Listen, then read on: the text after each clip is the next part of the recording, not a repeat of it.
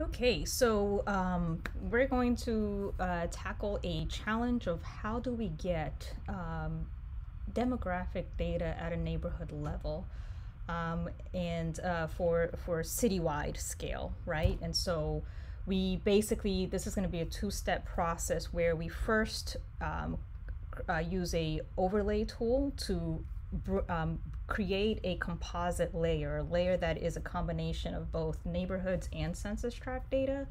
And then once we have a union of these two layers, we're going to dissolve it by a geographic identifier so that we're back to our original census tract layer, but this time with some neighborhood information added to it in a automated fashion rather than a manual fashion. So first, let's just talk about the data sets that we have. So I just want to show you that currently I have two data sets I found two data sets for Philadelphia neighborhoods.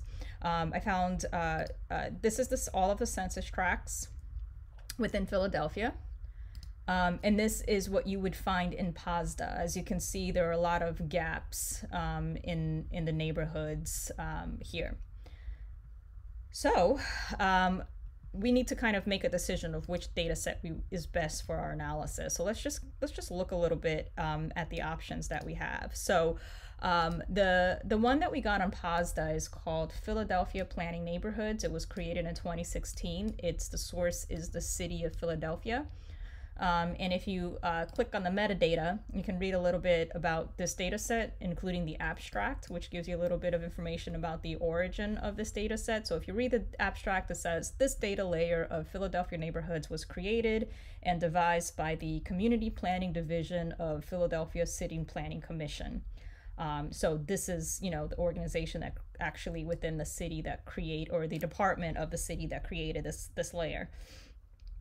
These are general boundaries that historically have been in place around the city. They fall along the lines of development patterns, historic references, and known names. They do not follow RCO boundaries and often do not align with community groups. They should not be interpreted as official boundaries in any way.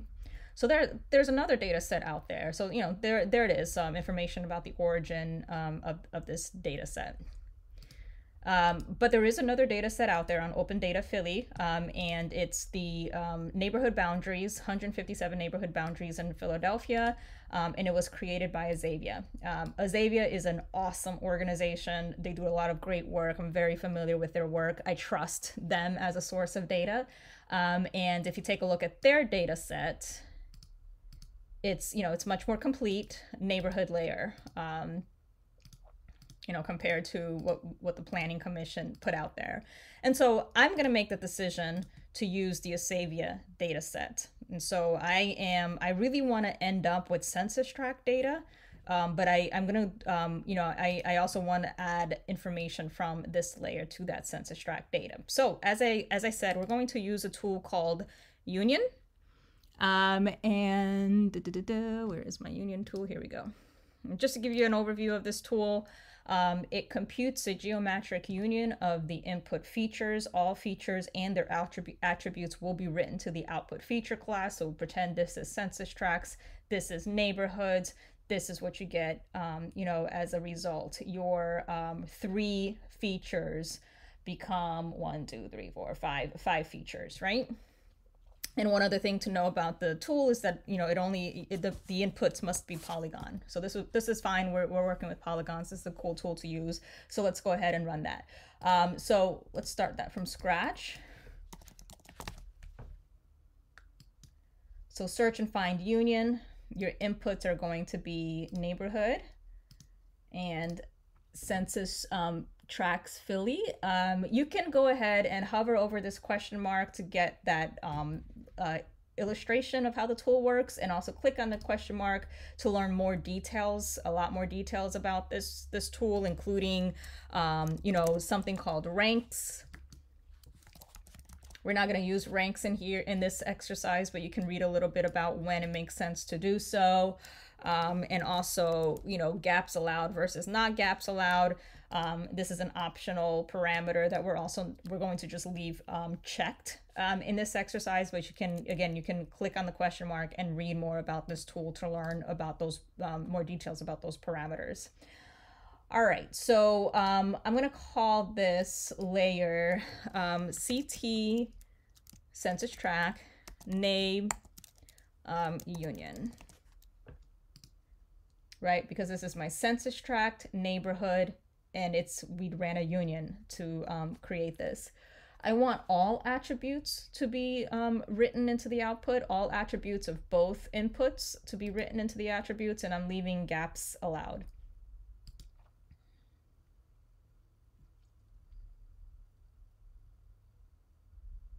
It may take a minute or two to run.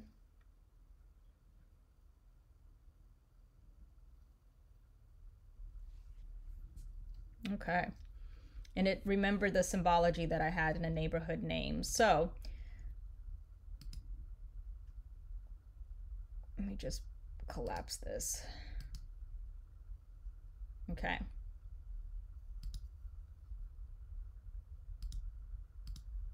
So these are my neighborhoods, and these are my new outputs. It no longer has the same geometry as the census tract, right? The geometry is different.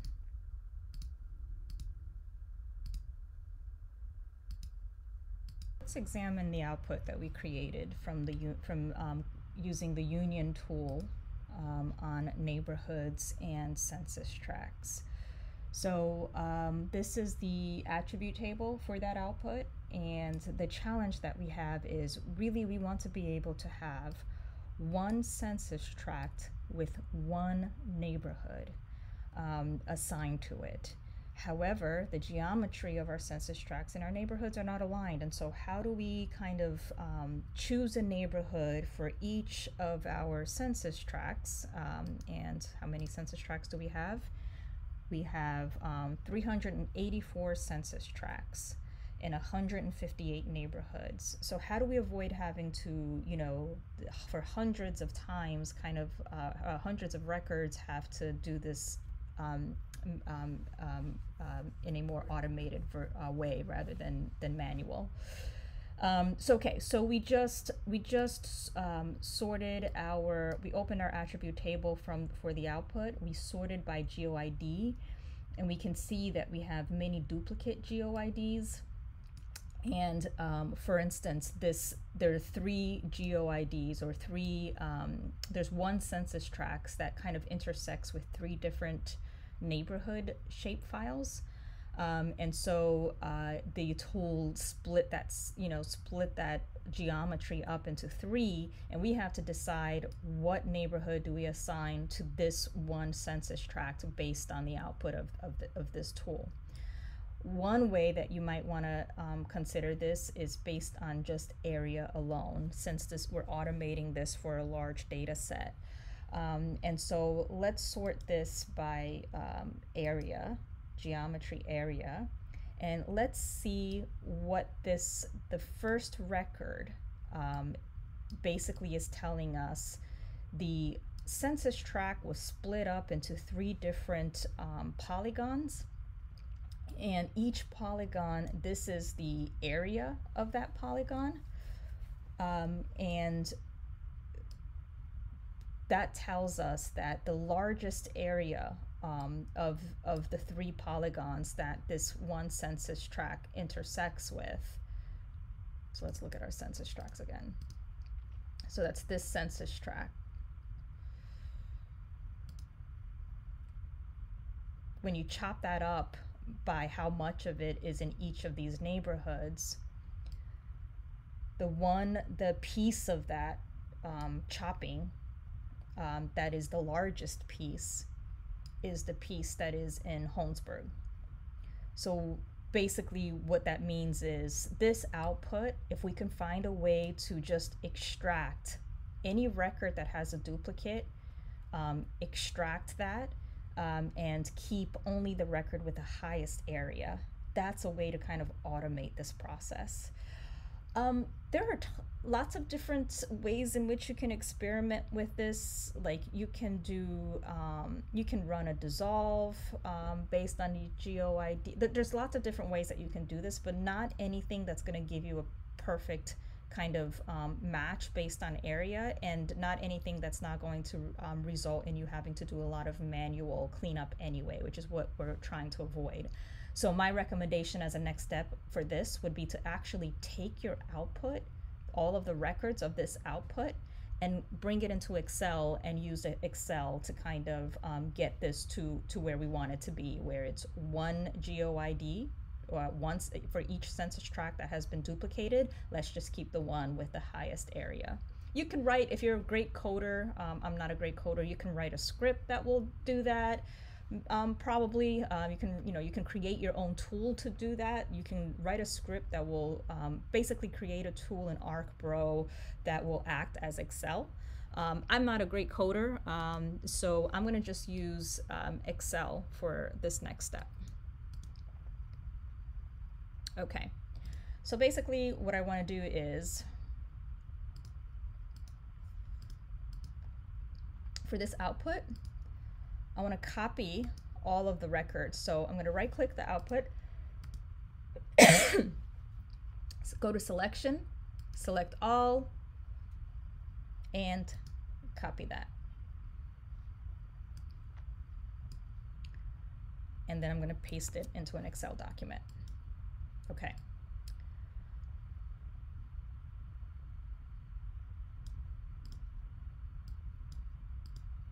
There we go. So this is our GeoID. I'm just going to bring this here so that our unique identifier value is here. And the next thing that I care about right now with this is shape area. Cut and bring that to the front as well. Oops. I didn't mean to paste over object ID. I meant to cut and insert column. Okay, so, and then the map name. Insert cut cells. Okay, great. All right. And now I'm just going to copy all of this. Actually, no, I'm not. Okay, so I'm just going to name this what it is in ArcPro. Okay, so this is my CT neighborhood, census tract neighborhood union records. Next thing, what I want is I want the census tracts layer, which is ultimately what I want to end up with, right? Census tracts with a neighborhood assigned to it. So I'm going to open this attribute table. What I want here is the 384 unique census tract numbers that I want to have for my table. So I'm going to right click this and select everything and copy that. Okay, go back to my Excel, and this is going to be my census tracts Philly 2019 layer data. All right, so this is original data, right? Original census tract data, meaning this census tract is indeed, this is the area that is water and this is the area that is land. I've been chopping things up and messing with geometries with, the tools in ArcPro. So you want to know that this is the accurate census table, right? The table that you get, or the shape, the table that goes to the shapefile from the census boundary layer before you join any demographic tables to it, right? Okay, so here we go. So that's there. Next, what I want to do is I want to sort this. I want to do a sort of customized sort, custom sort, and I want to sort this first by GeoID. Smallest to largest is fine. Then after you've sorted by GeoID, shape area, and I want this largest to smallest. And that's it. So I'm sorting by the GeoID and then shape area. Great. So now what I want to do is I want to identify all of my duplicate records in this table and delete them. And I'm going to do it in a way where it's going to delete just the duplicate. So like for instance,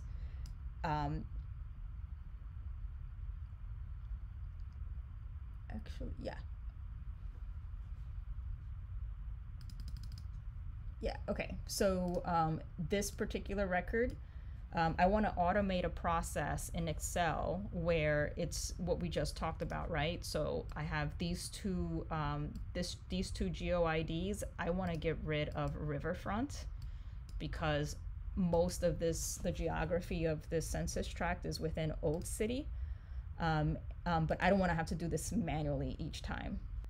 Okay, so what I'm going to do is I'm going to create something called a pivot table to help me get rid of those duplicate values. So you can click right up here to highlight all of the cells in this sheet. And let me go ahead and save before.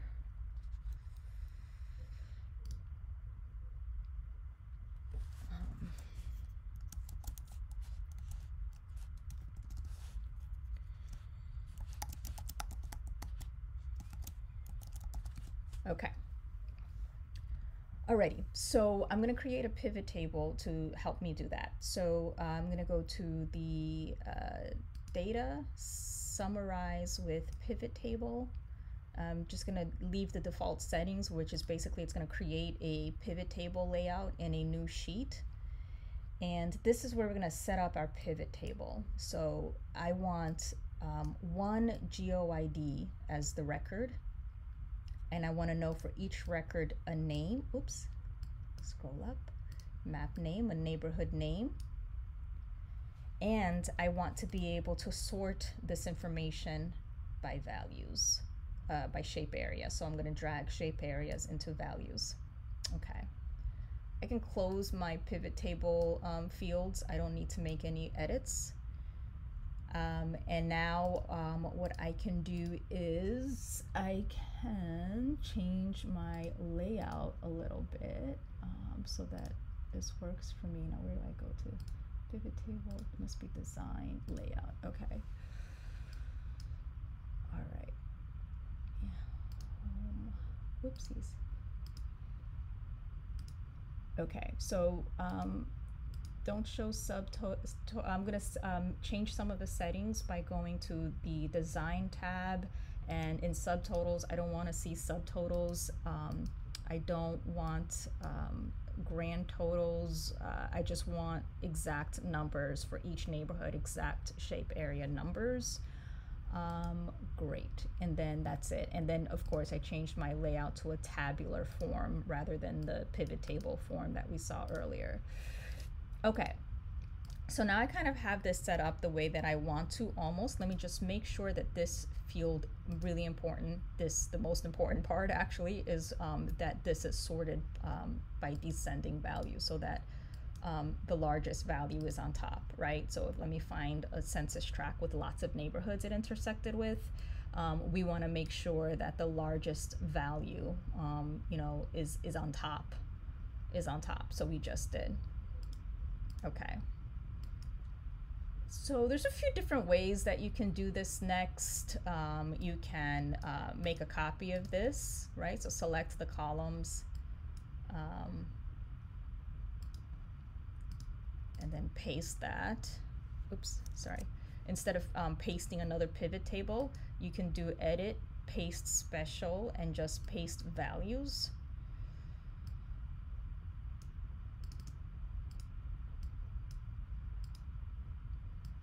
And then from here, you can sort this descending, or your GeoIDs descending. And then clean up the table because when we copied this over, we copied it so that it's like it's set up like this, right? Each census tract has a number, and then the number of neighborhoods that intersect with it. But the highest area of the census tract was in the Center City East. So, for instance, if I go and find the census tract in the in what I just copied, it's going to be here, and so I have what I need for a join table back to ArcPro, and which is the reason why we did all of this. And actually, we're gonna stop there. You can do like a VLOOKUP. There's other ways that you can do that. So let's clean up our table so that we can use this as the GIS join table. So basically, this is going to be what we're going to use to join to census tract, so that census tract stays in its original geometry, which is with its original data, and then you have a neighborhood assigned to each one of those. So I'm going to clean this up, and I'm just making sure that I'm only keeping the records that had a census tract number.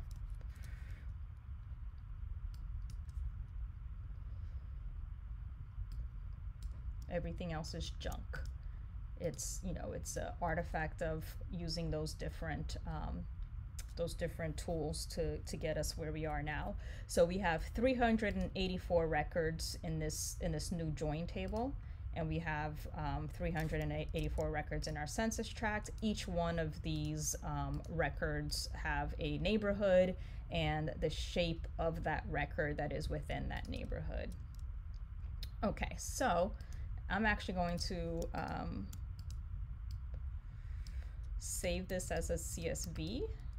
Actually, I didn't need to do this. This would have been for the VLOOKUP option. I'm not gonna trim the video. Sorry, you guys are just gonna have to deal with me, my heuristics on the fly here.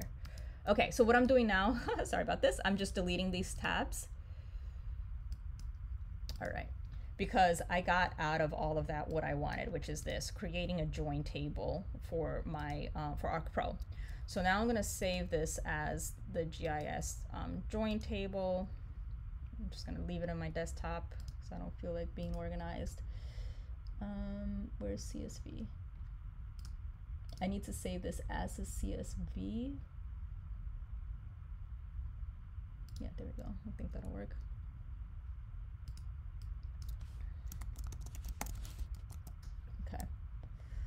I'll call this the neighborhood. So neighborhood join table on my desktop, CSV.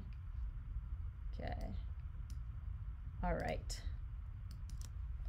So last step is going to be joining that CSV that we just created, a neighborhood lookup table for our census tracts layer. That's what we just created. Let's add that to this ArcPro map and join it to our census tracts. Okay, so do I have let me connect to my desktop.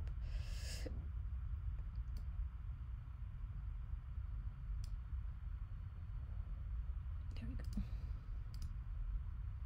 Okay.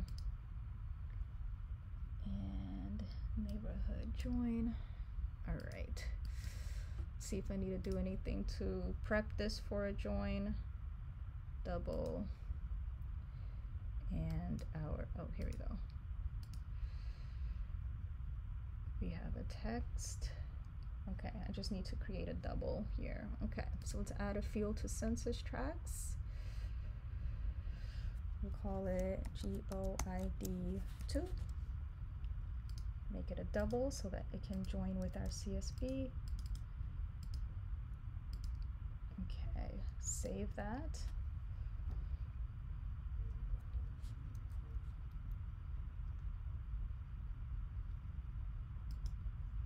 Okay.